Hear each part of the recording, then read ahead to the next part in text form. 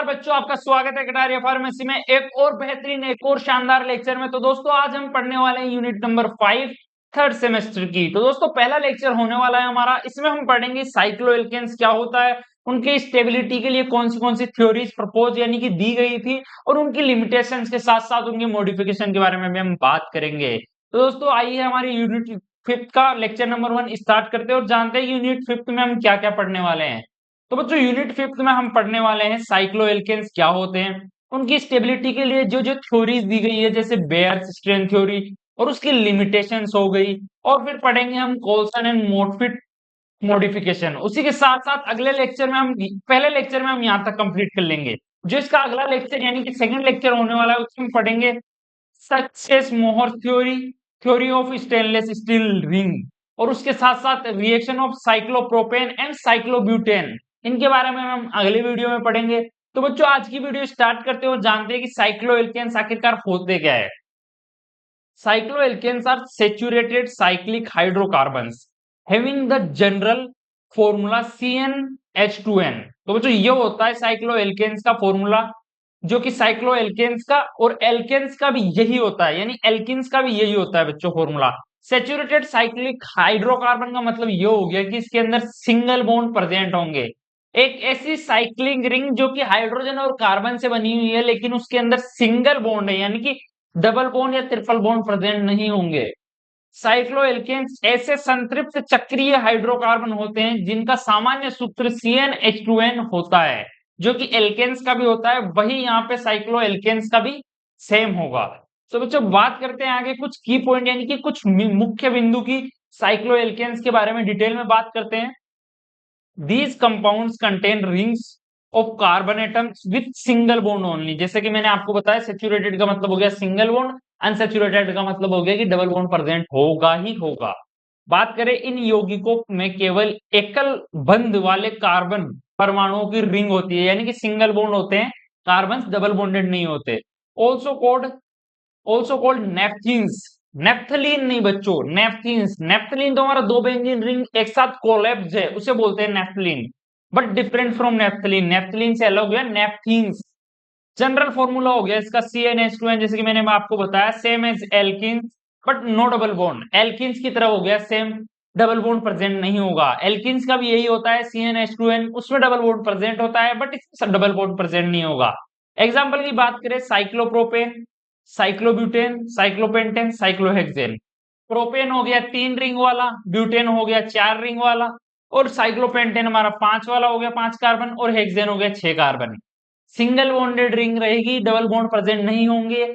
जैसे साइक्लोप्रोपेन में एक ट्रेंगल बनेगा, और वहीं बात कर ले साइक्लोब्यूटेन में एक स्क्वायर टाइप शेप बनेगी, और वहीं बात कर ले पेंटेन में एक घर के टाइप का बनेगा, दोनों साइड पिलर्स, बेस और ऊपर टॉप।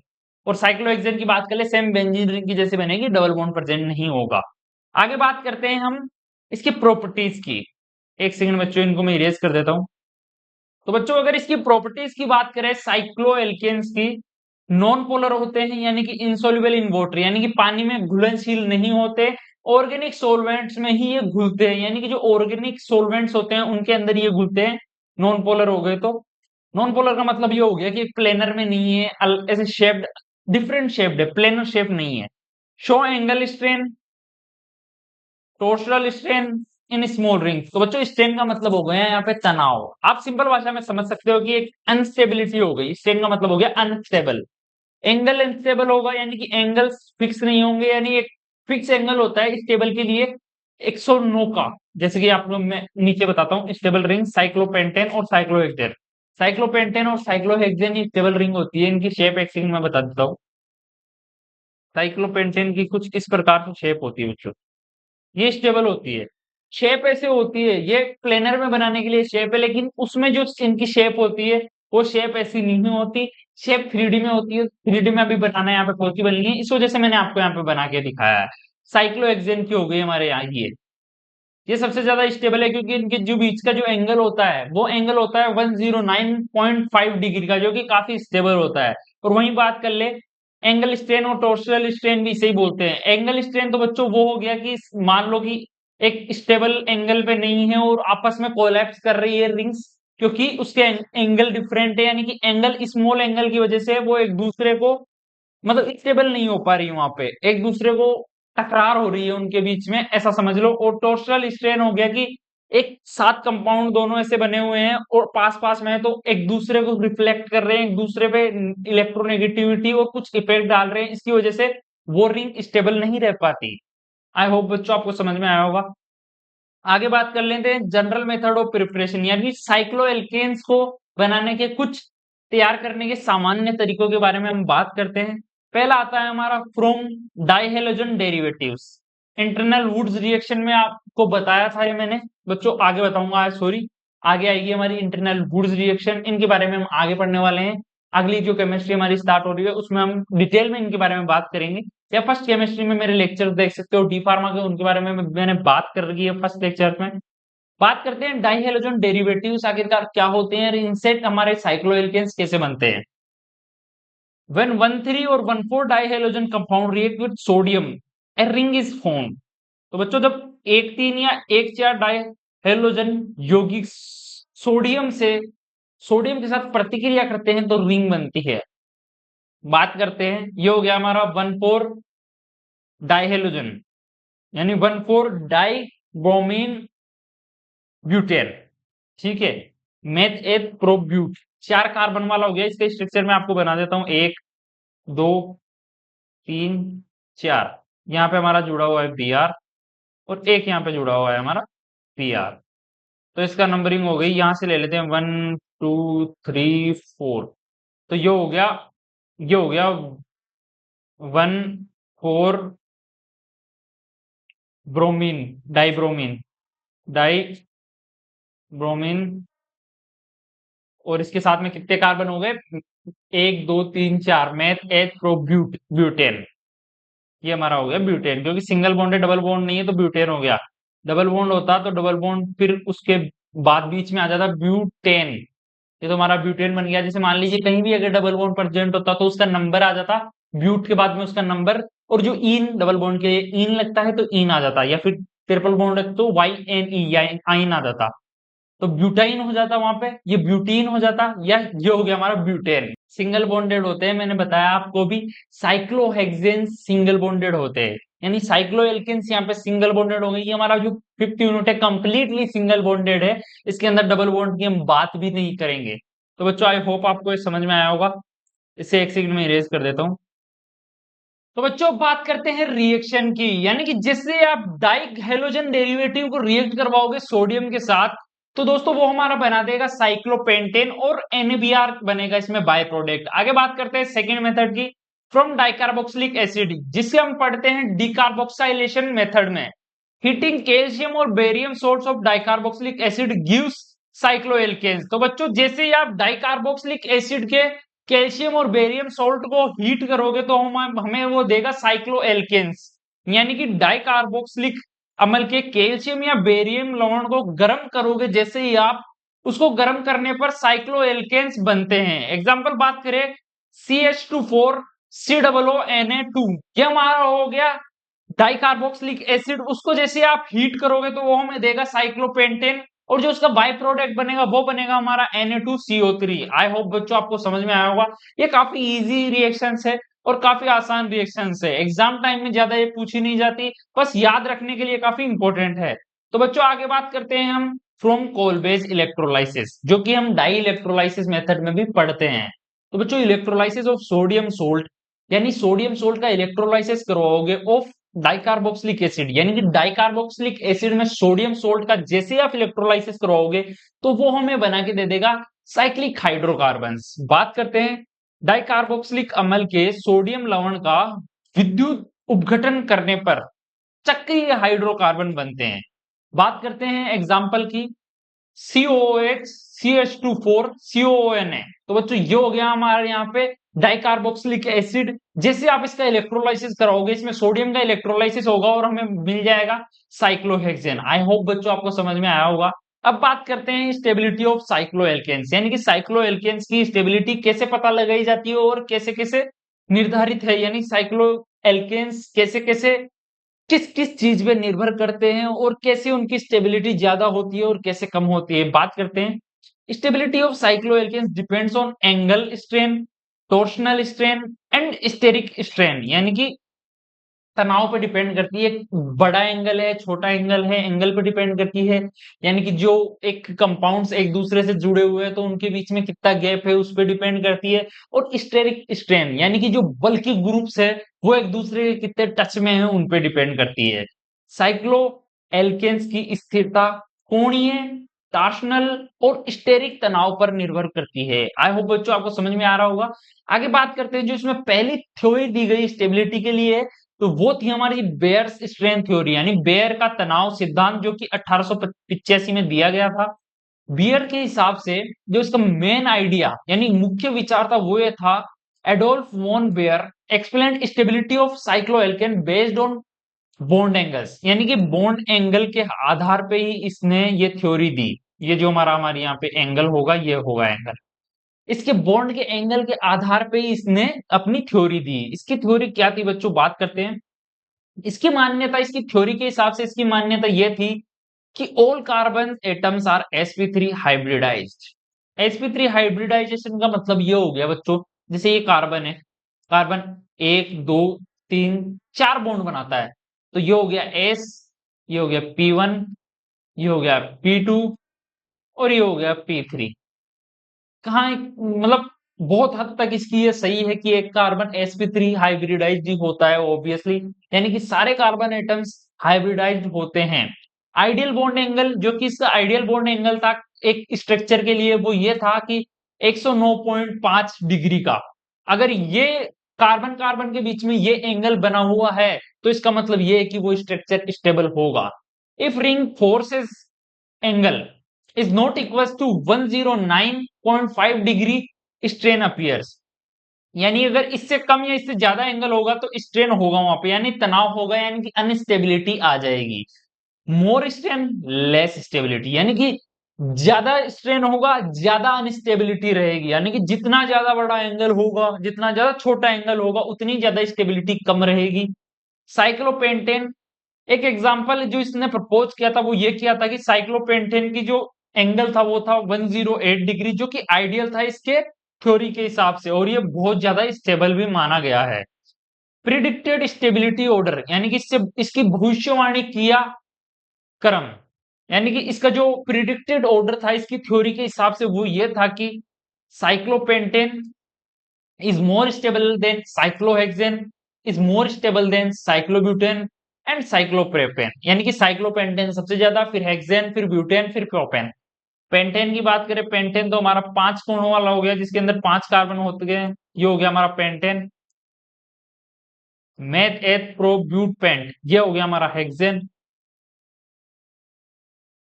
और ये हो गया हमारा ब्यूटेन,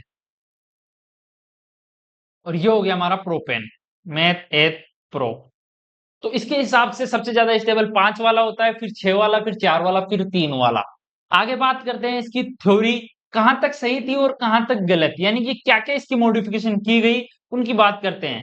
इसकी लिमिटेशंस की बात करते हैं सबसे पहले कि बेयर्स थ्योरी की लिमिटेशंस क्या थी, यानी बेयर्स थ्योरी के सिद्धांत की क्या क्या कमियां थी या क्या क्या सीमाएं थी, मतलब वहां तक सही था ये, उसके बाद में कुछ चीजें एक्सप्लेन नहीं कर पाता तो वो इसकी लिमिटेशंस बन जाती है। बात करते हैं प्लेनर अजम्पशन, समतल मान्यता। बेयर की मान्यता थी कि जो जितने भी स्ट्रक्चर होते हैं साइक्लोएल्केन जितने भी प्रकार के होते हैं सारे एक प्लेन में होते हैं, यानी कि जैसे उसके स्ट्रक्चर को आप प्लेन में रख दो तो प्लेन हो गया, मतलब आप कॉपी के पन्नों के बीच में उसे रख सकते हो, कॉपी के पेज के बीच में रख सकते हो। और अगर वो प्लेनर नहीं है तो उपक वाक्य है तो उसके बीच में नहीं रख पाओगे। Baeyer's assumed all rings are flat, Baeyer की एजम्पशन थी कि सारी रिंग्स अपनी बराबर होती है, एक प्लेन में होती है। बट रियलिटी क्या थी यहाँ पे, रियलिटी ये थी कि साइक्लोहेक्सेन जो था वो नॉन प्लेनर था, यानी कि एक प्लेन में नहीं था, चेयर या बोर्ड की फॉर्म में था और स्ट्रेन फ्री था। अब मैं समझाता हूं आपको कि साइक्लोहेक्सेन की पहले स्ट्रक्चर समझाता हूं। तो बच्चों इस प्रकार का कुछ साइक्लोहेक्सेन का स्ट्रक्चर था जो कि बोर्ड या चेयर के हिसाब से बोल सकते हैं। ये स्ट्रक्चर था, ये हो गया हमारा एक कार्बन, ये हो गया हमारा 2 कार्बन, ये हो गया हमारा 3 कार्बन, ये हमारा 4 कार्बन, ये हमारा 5 कार्बन और ये हमारा 6 कार्बन। अब आपका सवाल ये रहेगा कि सर ये बिल्कुल सिंपल भी तो रह सकता है। इसकी जो सिंपल स्ट्रक्चर थी वो मैं आपको एक सेकंड बना के दिखाता हूँ। ये थी इसकी स्ट्रक्चर जो कि इसको रखनी थी, बट ये इसे ना रखे, ये बेंड हो जाता है। अब वो बेंड क्यों होता है वो मैं आपको बताता हूँ। क्योंकि ये स्टेबल नहीं था, अगर ये सीधा रहता तो इसके अंदर स्ट्रेन पैदा हो जाता, स्ट्रेन पैदा होता तो ये स्टेबल नहीं था। और अब इसने मतलब स्ट्रेन था तो अनस्टेबल था। अब ये क्या चाहता है, ये होना चाहता है स्टेबल। हर स्ट्रक्चर, हर कार्बन, हर एटम एक ही चीज चाहते हैं कि मैं स्टेबल हो जाऊं, मैं शांत हो जाऊं। तो ये भी होना चाहता था स्टेबल, तो ये स्टेबल होने के लिए ऊपर से थोड़ा घूम गया और नीचे से घूम गया। इसने एंगल अपना चेंज किया और ये स्ट्रेन फ्री हो गया, यानी कि अनस्टेबल था पहले, अब स्टेबल हो गया। इस वजह से ये बेयर थ्योरी ने एक्सप्लेन नहीं कर पाया, क्योंकि बेयर की ये थ्योरी थी कि सब प्लेन में होते हैं, बल्कि ये घूम जाते हैं। ये इसने एक्सप्लेन नहीं कर पाया कि ये घूमते क्यों हैं और ये प्लेन क्यों नहीं रहते। आगे बात करते हैं। So actually cyclohexane is more than stable then cyclopentane. समझ गए बच्चों, साइक्लोपेंटेन से ज्यादा स्टेबल हो गया साइक्लोहेक्सेन। बेयर की थ्योरी के हिसाब से ये था कि ये ज्यादा स्टेबल है, लेकिन इसमें उल्टा हो गया कि इसमें ये हो गया कि ये ज्यादा स्टेबल है। आई होप बच्चों आपको समझ में आया होगा। आगे बात करते हैं हम लार्ज रिंग्स, यानी कि बड़ी रिंग्स। जो इसकी दूसरी लिमिटेशन थी, थ्योरी फेल्स फॉर C9 या C10, यानी जो बड़ी बड़ी रिंग थी वो ऑटोमेटिक स्ट्रक्चर चेंज कर लेती थी, उनको एक्सप्लेन नहीं कर पाया। They reduce strain by puckering. तो बच्चों पकरिंग का मतलब ये हो गया कि चेंज करना, बेंड होना या प्लेनर में नहीं होना। रिंग्स ऑटोमेटिकली अपना स्ट्रक्चर चेंज कर लेती थी स्टेबल होने के लिए। आगे बात करते हैं ओनली एंगल स्ट्रेन, केवल कोणीय तनाव। ही ignored torsional and steric strain. ये सिर्फ एक ही तनाव देखता था, यानी कि एक ही स्ट्रेन पे इसने फोकस किया जो कि था एंगल। और अगर ये टॉर्शनल टॉर्शनल और स्टेरिक स्ट्रेन भी अगर देखता, ध्यान रखता, तो उसके हिसाब से काफी चीजें थी जो बेटर हो सकती थी, लेकिन इसने इन चीजों को नजरअंदाज किया और इनको प्रपोज या इनके बारे में बता नहीं पाया। एक्सपेरिमेंटल प्रूफ के बारे में बात करते हैं हम। प्रायोगिक प्रमाण क्या मिलते हैं। Heat of combustion shows cyclohexane most stable. जैसे ही आप जलाते हो साइक्लोहेक्सेन को, तो वो बताती है कि साइक्लोहेक्सेन ज्यादा स्टेबल है in comparison to cyclopentane.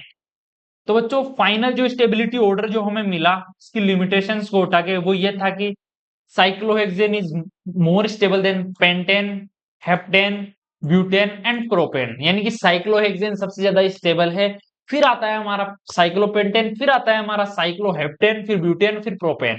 I hope बच्चों आपको समझ में आ गई होगी बेयर्स थ्योरी की लिमिटेशंस। आगे बात करते हैं हम दूसरे Coulson and Moffitt modification of Baeyer's strain theory. यानी कि बेयर ने अपनी स्ट्रेंथ थ्योरी दे दी थी, उसके बाद में जो उसकी लिमिटेशंस थी उनको पूरा करने के लिए, होता है ना, जैसे मान लीजिए आप थ्योरी दे दो, आपने एक थ्योरी प्रपोज की, आपकी कुछ कमियां थी, कुछ साल बाद में नए साइंटिस्ट उठ के आते हैं युवा पीढ़ी के, और वो कुछ नई थ्योरी देते हैं, उसमें थोड़ा मॉडिफिकेशन करते हैं और अपनी थ्योरी प्रपोज कर देते हैं। वैसे ही कोल्सन एंड मोफिट ने एक मॉडिफिकेशन थ्योरी दी, यानी कि बेयर्स स्ट्रेंथ थ्योरी को मॉडिफाई किया। कैसे किया उसकी बात करते हैं। Baeyer's strain theory explain the stability of cyclohexane only by bond angle strain. आ गई ना बात, सिर्फ बॉन्ड एंगल स्ट्रेन से ही इसने समझाया था कि साइक्लोएल्केन्स की स्टेबिलिटी कैसी ज्यादा होती है, कैसी कम। Assuming all rings are planar, और ये मानता था कि सारे रिंग्स प्लेनर है। बेयर के तनाव सिद्धांत से साइक्लोएल्केन्स की स्थिरता को केवल बंद कोण तनाव से समझाया और सभी रिंग्स को समतल माना, यानी कि सबको प्लेनर माना। दिस वॉज नॉट करेक्ट, ये तो हमें पता है कि वो करेक्ट नहीं था। और यही जो थ्योरी थी वो कोल्सन और मोफिट ने दी। मोफिट ने कैसे दी, specially for cyclopentane and cyclohexane. यानी कि साइक्लोपेंटेन और साइक्लोहेक्सेन ये दोनों एक ऐसे स्ट्रक्चर है जो कि प्लेन में नहीं रहते और ऑटोमेटिकली स्ट्रक्चर चेंज कर लेते हैं, पकरिंग कर लेते हैं, यानी कि अपने स्ट्रक्चर को बेंड कर लेते हैं। So Coulson and Moffitt in 1930s modified the theory using modern hybridization concept। इसलिए 1930 के दशक में कोल्सन और मोफिट ने आधुनिक हाइब्रिडाइजेशन सिद्धांत के आधार पर संशोधन दिया, यानी कि अपना जो थ्योरी प्रपोज की बेयर थ्योरी को मॉडिफाई करके। बात करते हैं इनकी थ्योरी के बारे में। इनके जो मेन आइडिया था मॉडिफिकेशन का, यानी कि संशोधन का मुख्य विचार क्या था, बेंट बॉन्ड और बनाना बॉन्ड कॉन्सेप्ट। मुड़े हुए बंद या बनाना बंद सिद्धांत, यानी कि वो बेंड कैसे होता है उसके बारे में इन दोनों ने बताया। ये बताते हैं in small rings like cyclopropane और साइक्लोब्यूटेन, यानी कि ये हो गई हमारी साइक्लोप्रोपेन, ये हो गई हमारी साइक्लोब्यूटेन। साइक्लोप्रोपेन और साइक्लोब्यूटेन के बीच में the CC bond bend outward to reduce strain, यानी कि जो ये बॉन्ड एंगल बढ़ता है वो क्यों बढ़ता है, क्योंकि स्ट्रेन को कम करने के लिए ये बॉन्ड एंगल बढ़ता है। ये इसने बताया कि बाहर की तरफ मुड़ जाता है। वो कैसे मुड़ता है ये आगे बताते हैं।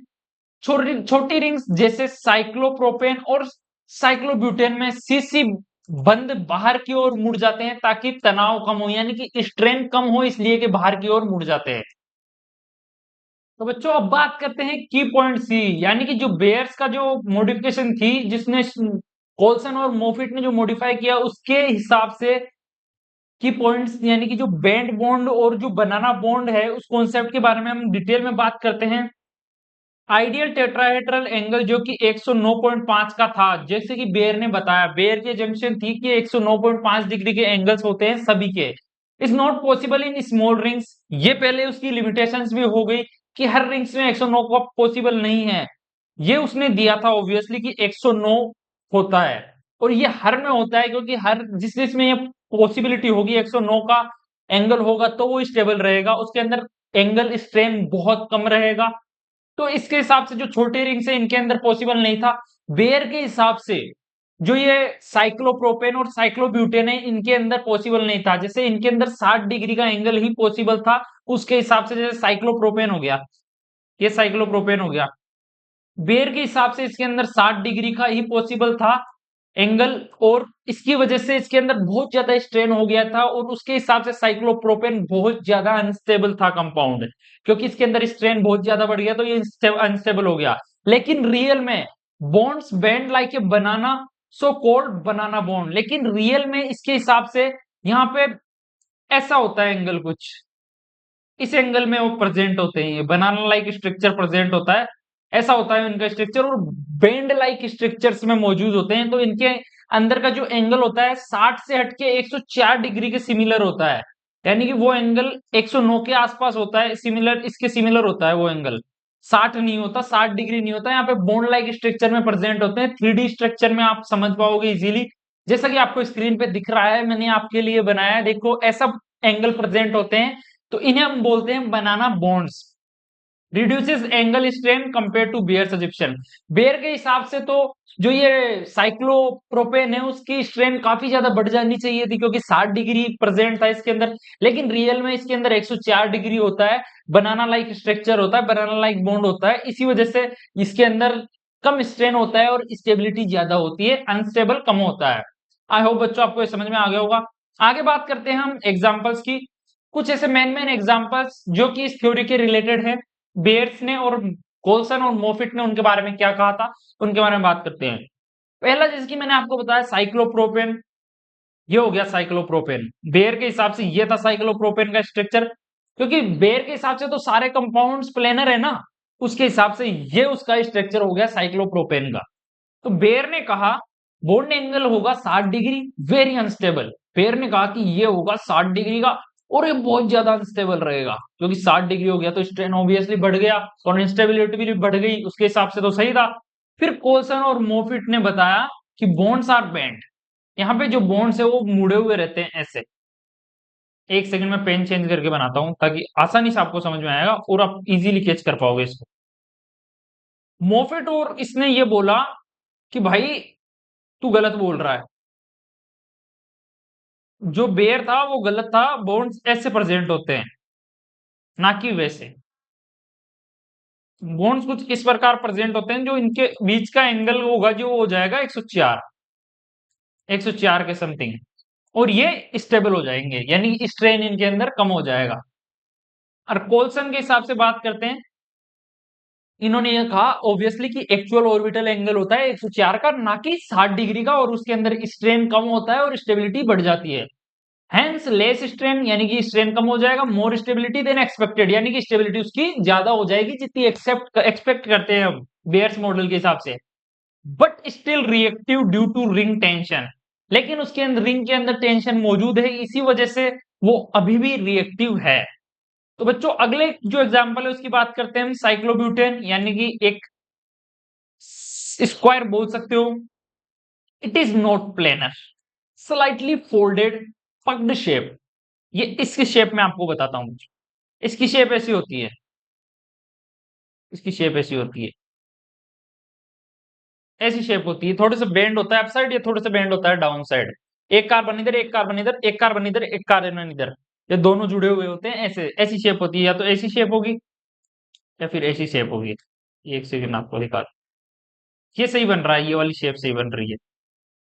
ऐसी शेप का होता है ये, और ये बेंड होता है, पक्ड होता है, क्योंकि ये स्ट्रेन, इसके अंदर काफी ज्यादा स्ट्रेन था, तो स्ट्रेन को रिड्यूस करने के लिए, अपने एंगल्स को बढ़ाने के लिए और एक स्टेबल पोजीशन पाने के लिए इसने अपनी शेप को चेंज किया। Folding reduces torsional strain, eclipsing strain, यानी कि टॉर्शनल स्ट्रेन वो होगा कि जो कंपाउंड जो जुड़े हुए हैं वो आपसी में आपस में पास में ना आ पाए, एक दूसरे के पास ना आ पाए और तनाव बढ़ा ना सके, यानी कि उसको स्टेबल को अनस्टेबल ना कर सके। उस अनस्टेबिलिटी को कम करने के लिए इसने थोड़ा सा अपने शेप को बेंड किया है। Thus more stable than Baeyer's predicted, यानी कि बेयर ने तो बताया था कि ये अनस्टेबल है, लेकिन ये बेयर के हिसाब से बहुत ज्यादा स्टेबल है। यानी कि बेयर क्या, सॉरी, कोल्सन और मोफिट के हिसाब से बहुत ज्यादा स्टेबल है, जो कि अभी तक यूज किया जाता है यही थ्योरी। आगे बात करते हैं हम अगले कंपाउंड की, साइक्लोहेक्सेन, जो कि काफी ज्यादा स्टेबल कंपाउंड होता है, बहुत ज्यादा, सबसे ज्यादा स्टेबल यही माना जाता है साइक्लोहेक्सेन। कोल्सन मोफिट एग्रीड, कोल्सन और मोफिट एग्री हो गए थे कि cyclohexane avoid all strain by forming chair conformation, यानी कि चेयर लाइक स्ट्रक्चर बनाने के बाद ये सारे स्ट्रेनों को अवॉइड कर देता है, चाहे से वो एंगल हो या टोर्शल हो या फिर स्टेरिक स्ट्रेन हो। इसकी स्ट्रक्चर तो मैंने आपको बताया था कि कुछ इस प्रकार का इसका स्ट्रक्चर होता है। ये स्ट्रक्चर बनाने के बाद में ये सब कुछ को अवॉइड कर देता है और सबसे ज्यादा स्टेबल बन जाता है।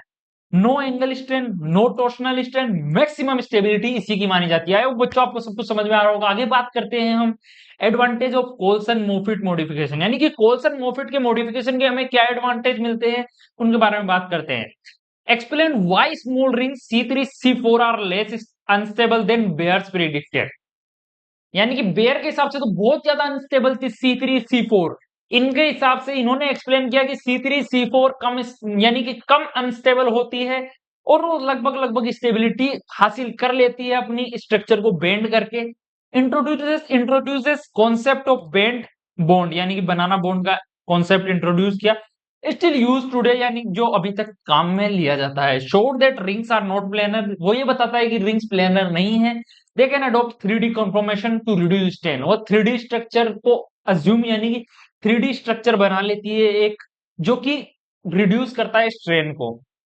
और इनके स्ट्रक्चर, यानी कि इनकी जो थ्योरी थी उनकी भी अभी तक लिमिटेशंस है और वो चलती आ रही है। इनकी लिमिटेशंस है, still not complete, fails to explain large rings, यानी लार्ज रिंग्स को एक्सप्लेन करना भूल गए कि C8 और उससे अलावा C9 C10 वो कैसे स्ट्रक्चर को चेंज करती है, किस प्रकार से उनकी फॉर्मेशन होती है। Full understanding came later from conformational analysis bye such as मोहर, यानी कि सचेस और मोहर की जो एक्सप्लेनेशन थे वो हम आगे वीडियो में पढ़ेंगे। वो बताते हैं कंप्लीटली कि ये जो C4 C8, यानी कि C8 C9, इनके बारे में भी डिटेल में बताएंगे, वो थोड़ा थोड़ा एक्सप्लेन करेंगे। आगे आने वाली थ्योरीज में हम इनके बारे में पढ़ेंगे, साइक्लोहेक्सियन थ्योरीज जिन्हें बोला जाता है। तो बच्चों आई होप आपको ये वीडियो समझ में आएगा, सब कुछ समझ में आएगा, बहुत आसान है। पीडीएफ लेक्चर नोट आप हमारे चैनल से परचेस कर सकते हो, यानी कि हमारे यूट्यूब चैनल से परचेस कर सकते हो काफी अफोर्डेबल प्राइस में। अगर ऑर्गेनिक केमिस्ट्री के भी खरीदने हैं तो 99 रुपए पे आपको मिल जाएंगे, और अगर आपको चारों सब्जेक्टों के चाहिए तो आपको 299 में मिल जाएंगे। और भी दिवाली ऑफर्स आपके लिए निकाल देंगे, यानी और भी दिवाली ऑफर्स आपको मिल जाएंगे, ताकि आपको आसानी से परचेस करने में बहुत आसानी हो और काफी अफोर्डेबल प्राइस में भी आपको मिल जाए। तो दोस्तों आपसे मिलते हैं अगली वीडियो में, तब तक के लिए थैंक्स फॉर वॉचिंग। अगर चैनल को सब्सक्राइब नहीं किया तो चैनल को सब्सक्राइब कर दीजिए, ताकि आगे आने वाली वीडियोस की नोटिफिकेशन आपको मिस ना कर सको। तो bye bye, stay healthy, stay happy, happy Diwali in advance, bye.